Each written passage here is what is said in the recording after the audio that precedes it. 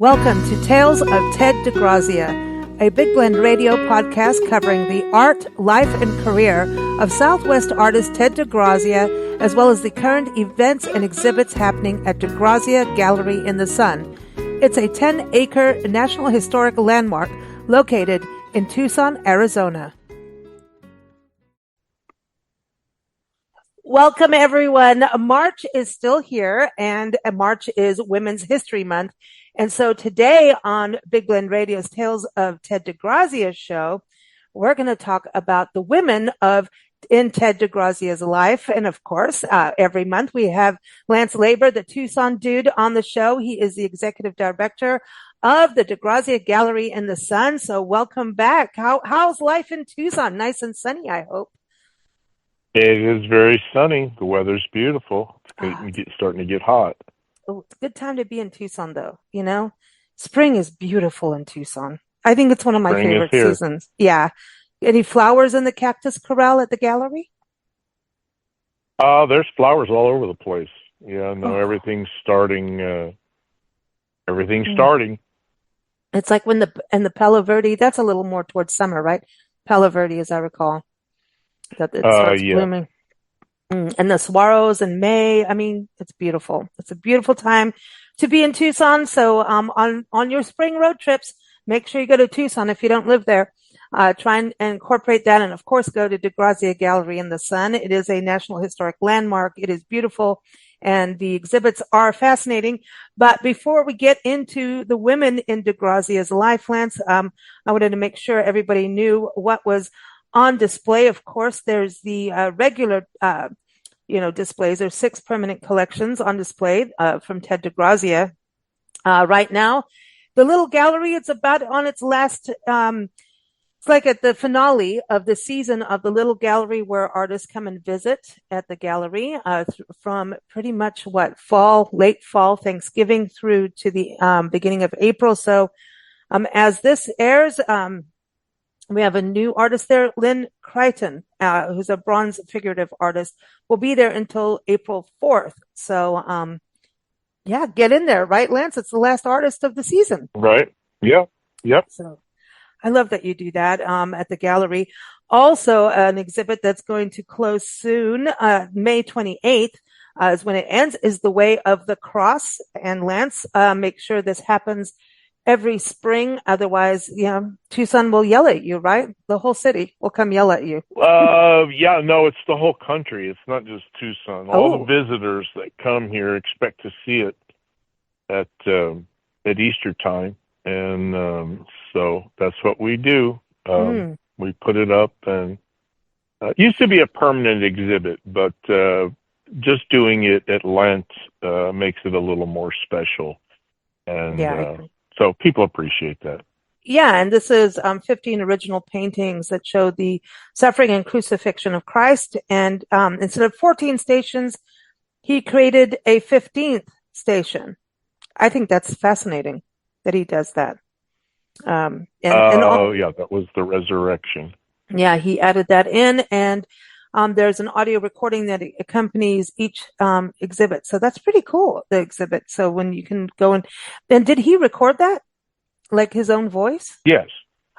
Cool. Yeah. Cool. And that's the other thing. When people go to the gallery for the first time, is to watch that video, right? To me, that really shows his life and who he was. The documentary of DeGrazia is interesting. It's old, but it's still very, very, very good, and has a lot of information in it that you wouldn't know. That he talks about his art and himself and his gallery, and it's really an interesting doc. Yeah, and it when you go around and look at his art afterwards, it makes sense to you. You know what I mean? It just adds a different layer of understanding. It does. Also You're right. It does. The other 2 exhibits that are on display until September 3rd is Ted DeGrazia in the Studio of Diego Rivera, and also Louise Serpa's portraits of Ted DeGrazia. And we're going to get to her for sure, talking about women. And then also when we look at when DeGrazia did go out and meet Diego, he had a woman on his arm too at that point. So we're going to talk about her. But let's start with DeGrazia, where he was born, because he has a mom, right? His mom. So that would be the first woman, right? Yeah. I guess so. Yeah. So yeah, I don't know a whole lot about DeGrazia's mother.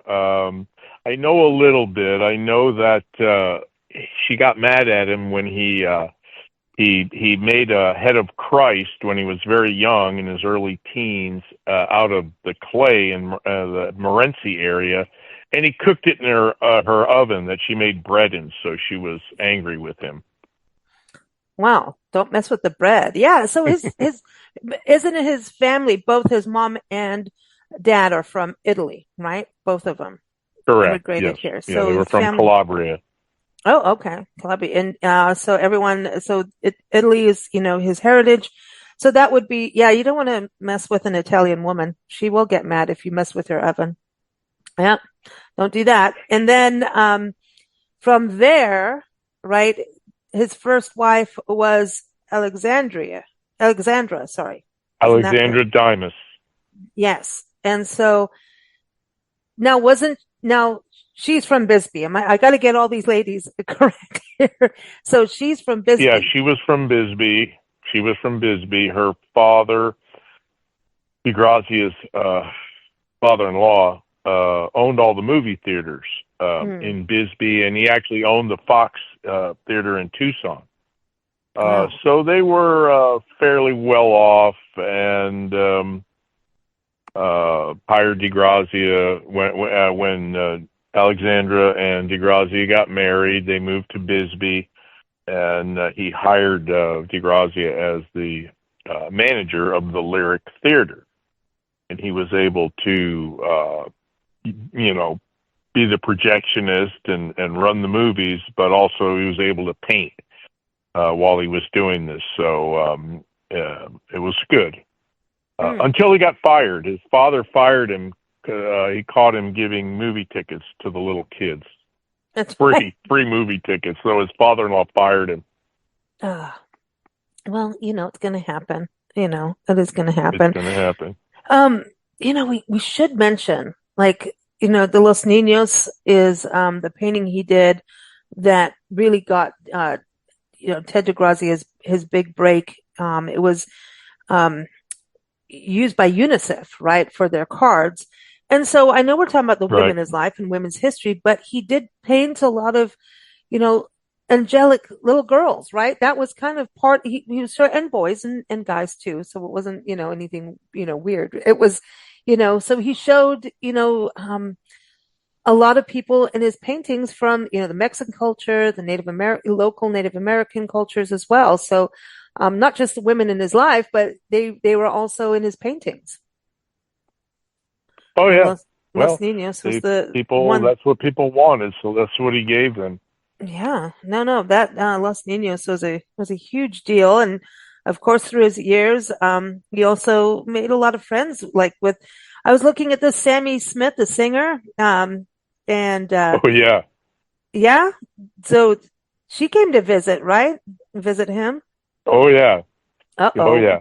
Uh-oh. Sammi Smith was one of those people, one of those women that was very enamored with DeGrazia. She was in love with him. Oh, scandal. Well, yeah. Yeah, she wrote a song about him and sang it to him, and with loving eyes, and yeah. Oh. She was one of the smitten. Okay, so what about the Italian actress Mara Traviata, if I'm pronouncing that correctly? She apparently was a friend. You should have let me know about that one, because I have no idea who that is. It's on Wikipedia. I'm trying to dig up dirt here. It was a friend of DeGrazia's, an Italian actress, and she signed a picture to him, and I think to Marion, Ted and Marion. It looks like. Something like that. A beautiful lady with an interesting headdress. Yeah. So anyway, Yeah, no, I sorry, I don't know anything about it's her. all right. There's how many women do you think he's met around in his travels across the country, Oh in my gosh. Mexico? You know, Yeah, I mean, he met there was Frida Kahlo. women all over the place that loved him. Well, I don't know Yeah. if Frida Kahlo loved him, but No, he I don't certainly know. met her. Yeah, I mean, that would have been cool. I think I mean, because when he went to Mexico and first met Diego, that's with Alexandra, right? That he met Diego and Yes. Frida Yeah, that was Kahlo in the early 30s. in the early 30s. And so they went there. And so that ties in now with the one exhibit that you have, Ted DeGrazia in the studio of Diego Rivera. And that was from 1942, right? So that's when he was in his internship with Diego and Jose Clemente Orozco, right? So that's when that all Right, happened. and that was when they gave him or they got him a show at the Palace of Fine Art in Mexico City. Both Mm. Diego Rivera and Jose Clemente Orozco loved DeGrazia's work, and they felt he was going to be the next big North American artist.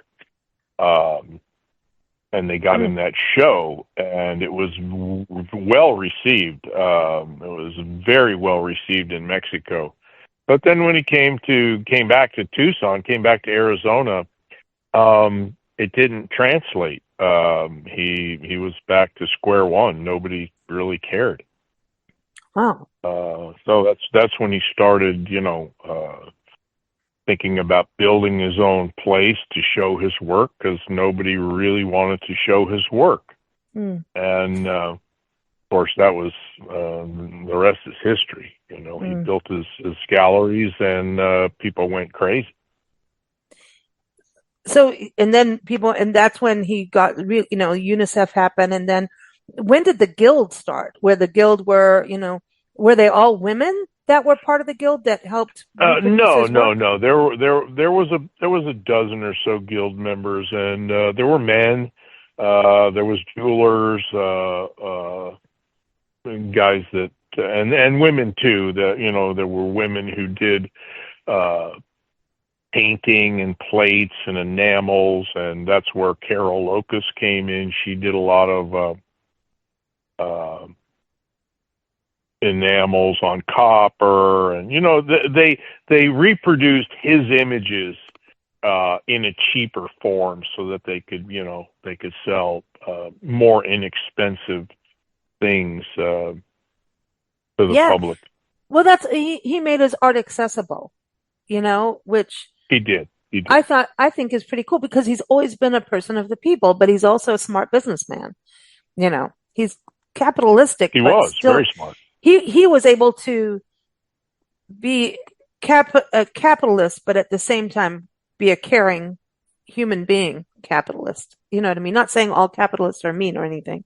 Just saying he had this really cool balance of, hey, we can be successful financially and be one with the people instead of like, I'm going to make some money off of the people, but I'm giving you art at a rate that you can afford. Whereas a lot of times it's like, you have you need $1 million to get this. You know what I mean? So I think he did. Yeah. Well, he just never got too big for his britches. Yeah, well put. He Thank knew you. who he was, and he remained that way. He was a very, very rich, wealthy man, but he didn't put on airs. He was a cowboy. He wore his jeans and he wore his old greasy hat, and he hung out with the Yaquis and the Tohono O'odham were his friends, and he didn't care about the rich, snooty community. He had to deal with them from time to time, but that wasn't his favorite thing to do. He wanted to hang with his good Indian friends. And he kept his hours. I mean, I don't think Paul McCartney's snooty, but he could be. But he just doesn't seem to be that kind of human being. But I mean, even when Paul McCartney came to visit the gallery, he came after closing time, and too bad for you. It was just like, no, I'm closed. yeah, too bad. You're out of here. I mean, that's still crazy. Like, but it is crazy. Of course, DeGrazia. It's very possible DeGrazia didn't have a clue who Paul McCartney was. So, yeah, that's something we'll never know. But it just makes you think, like, would you open the door for one of the Beatles? Hell yes. I mean, not if you're DeGrazia. I know, but that's DeGrazia, kind of like, it was 4:00. It was time to go home. He's got time to go home and waiting relax. for him and have his cocktail. And 4:00 in the desert is a good time. It is. It's like, I'm done now, and that's the other thing people don't realize, like the hours of desert people are different. A lot of us are up way early in the morning in the desert. I'm used to being up at 4, and then when you're back east, like everything's dark, and it, in the desert, like the sun, when it's coming up, everything's lit up. You don't have to put your house in a specific position. The whole house comes up early and sets late. Yep. So by 4:00, man, it's siesta time, tequila time, or shivas or whatever, Yep. That's it. 4:00. Time to go home and go to bed. That's what he did. Hour. Yeah. And I love that at the gallery, you can go to his house that he shared with Marion DeGrazia. So, back up a little bit here. So Carol was part of the guild reproducing this art, and that is Domingo's mom, right? Carol. Correct. Yeah. Correct. And I think we've met her at the gallery. I think we were touching on that the last episode. Very sweet lady. And so Domingo is DeGrazia's son. He's been on the show. We call him the other Tucson dude. Now, so Marion is after Carol, or should I even ask? I don't know who, what, and when. I don't want to create drama. There was Alexandra Diamos. That was the first wife. They had 3 children, Nick, Kathy, and Lucia, not necessarily in that order. And then DeGrazia got divorced from Alexandra, and then he married Marion, who was the co-founder of the gallery, in 1947. And they remained married throughout their lives, but that didn't stop DeGrazia. And then later on in life, Carol, Locust, and DeGrazia. DeGrazia's relationship with Marion deteriorated over the years, and so he was looking for love, and he found it with Carol, and I believe she was the love of his life. And they had a son, Domingo, and who is an amazing person. Oh, and smart. I mean, he's like really smart and talented. He's got his father and his mother's brains. So yeah, no, Domingo's cool, and I mean, he's an amazing flamenco guitarist. He was a pilot, a race car driver. I'm just going back from our interviews with him. Lawyer. He used to race motorcycles. Lawyer. Flies helicopters. Flies planes. There's really nothing this guy doesn't do. Yeah, that's awesome. Including driving me crazy. Well, that's we did so many live broadcasts from DeGrazia Gallery in the Sun, y'all. Like if way back in the day, and how we do podcasts now is so different from the beginning era. And can you believe 18 years of podcasting now, Lance? We've been doing, and I think we've known you for amazing. All that time. Yeah, I don't think we were quite doing the podcast yet when we first met you on our trip to. Yeah, we might have. Yeah, because we were doing it when we lived in 29 Palms, and then we moved to Tucson. And I blame you for part of our move to Tucson because we loved it so much. And the gallery was one of those visits. Our first trip to Tucson, we did some things down in, Green Valley, where you smile a lot, and Rio Rico, Madera Canyon, and that area. At Tubac, we did a media trip out there, and then we did one to Tucson. And between the two, we just fell in love with the whole region. The people, the diversity of the people, the culture, is so rich and deep roots, and the beauty of the land. And then it was like, all right, we'll move there. And that's what happened. And we moved. It was, and I think you were the last place we visited in Tucson on that media trip. We did the Botanical Gardens, Tohono Park, obviously Saguaro. Also the State History Museum of Arizona is incredible. It's incredible. People should really make sure to go there. But the gallery was our last stop. And I remember, Nancy and I meeting you and being like, wow, this is not like a typical museum gallery. This is a whole other world with incredible stories attached. Obviously, we're still podcasting and doing this, but the visit to the gallery made me feel like, oh, creativity still exists without the snobbiness, and it just felt so normal. And, and when I say normal, I mean like you feel like you're at home in a place, and we still feel that. I mean, I know we travel full time, but the gallery, that visit changed things for us. I don't know if I've ever told you that. Have I? I don't know. Well, you just did. Yeah. No, it's a Confessions very of a gallery place. rat. I mean, yeah. But there's no other place like it. It's just a very unique individual place, and you walk in and you're just overwhelmed with the beauty of the place. And but the man did an amazing job. He had quite a vision. And the architecture is amazing. And like we're saying now today, it's like behind every great man is a great woman, right? We got to have Annie Lennox sing that. But one thing about Alexandra, so just to tie back to Alexandria right now, so they lived in Bisbee, Arizona, and at that time. And so there's an exhibit out right now through the Bisbee Mining and Historical Museum, as well as the Muheim Heritage House in Bisbee that's on display until May 26th of this year, 2025. And that's featuring DeGrazia's art of Bisbee, right? The mining town of it's a lot of the art that he created in Bisbee when they lived there, and we added some other stuff too because people like the Bisbee stuff is streets and towns and pictures, paintings of the Lyric Theater and all the things that he was involved in, and there's a limited amount of paintings that he did in Bisbee. So we added some other stuff, some interesting stuff. A little more diverse, some of the kids and some of the other things he did.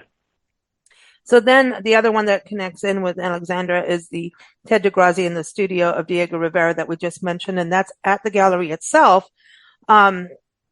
So now let's go to, Marion DeGrazia. So obviously they had a partnership that lasted, and yet she was really instrumental in the gallery and the actual, it's the DeGrazia Foundation, right? That really is the whole protective arm. Yeah, it's our nonprofit foundation. It's the DeGrazia Foundation and the Gallery in the Sun.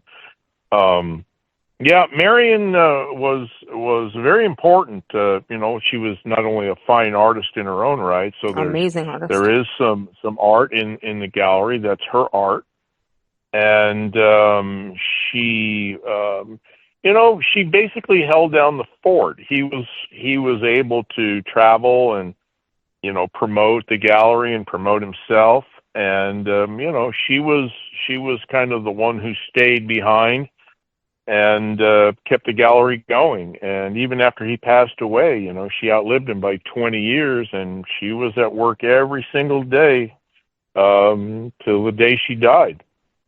And so she was very dedicated. What's that?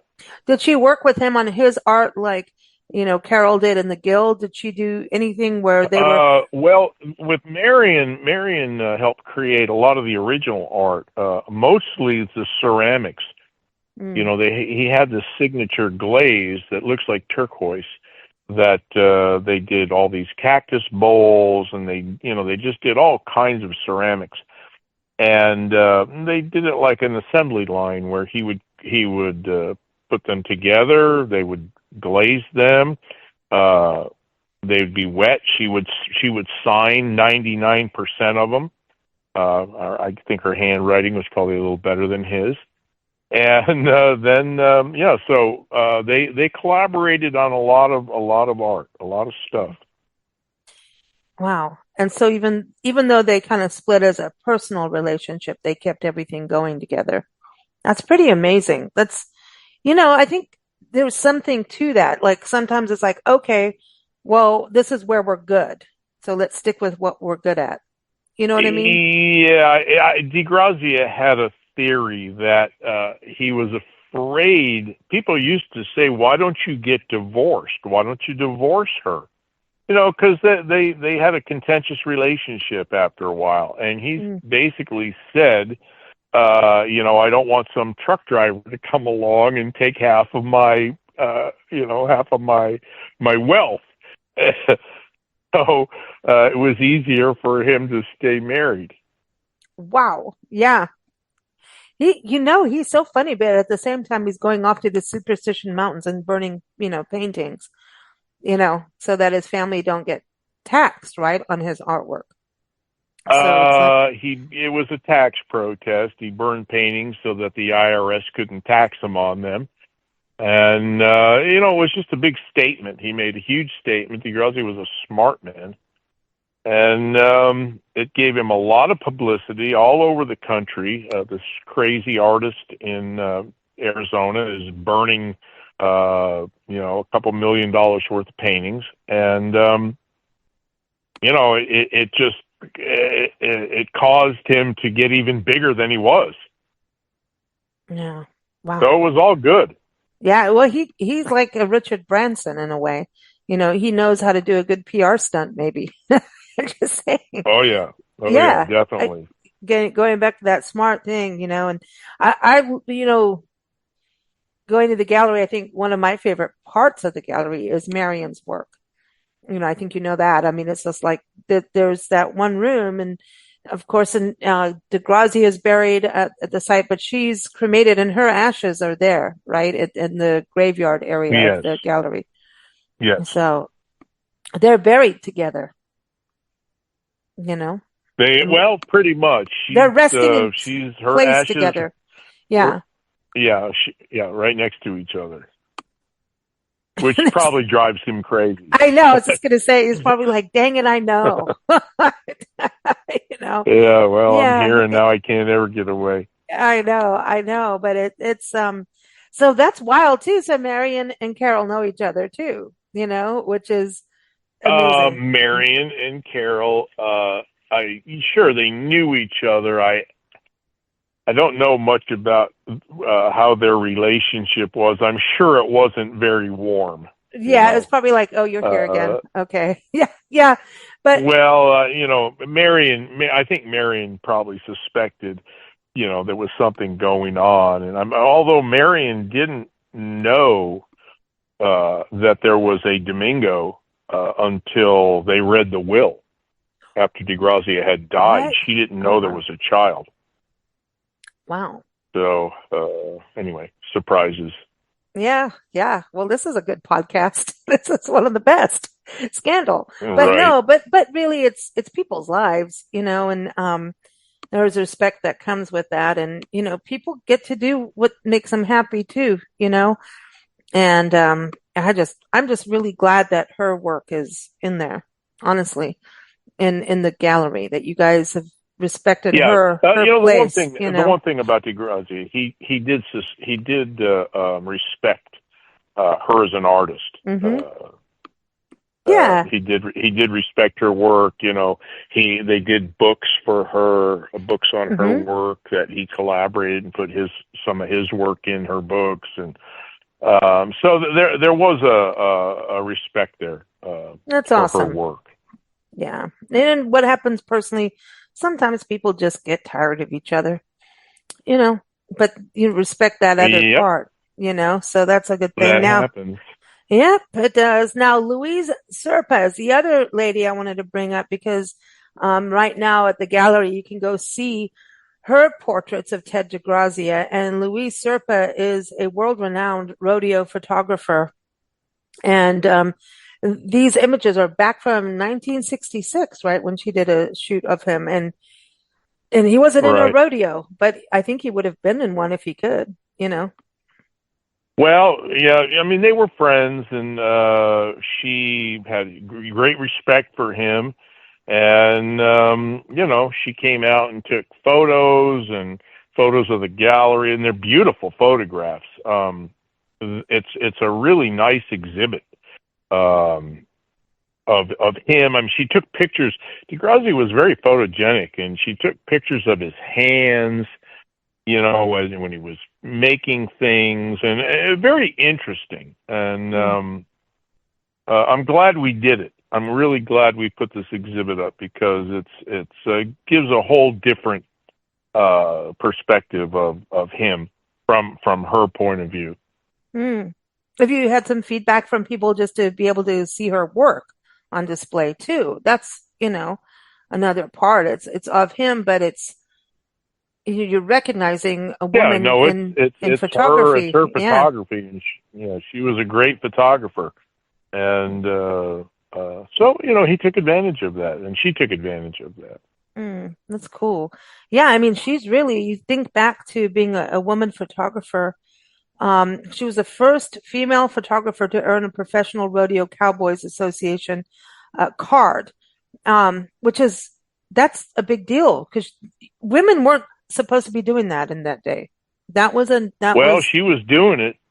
She did it. She was doing it, and she'd get in the rodeo ring, or whatever they call it, and she'd get knocked over, bowled over by horses, and she got hurt several times, and so she was tough. She was a bulldog. Oh, very cool. So everyone, you can go and see this. So everything, everyone we're talking about, if you go to the gallery, right now, go right now, get in the car, go. Just, if you can, right now until, September, you'll be able to see, these exhibits we're talking about, the one in Bisbee, end of May. So check that out. But, if you go to DeGrazia.org, the list of these exhibits are all there. But, you can go see Marion's work. Also the Guild is represented there at the gallery. And, Lance, a lot of good stuff. Thank you.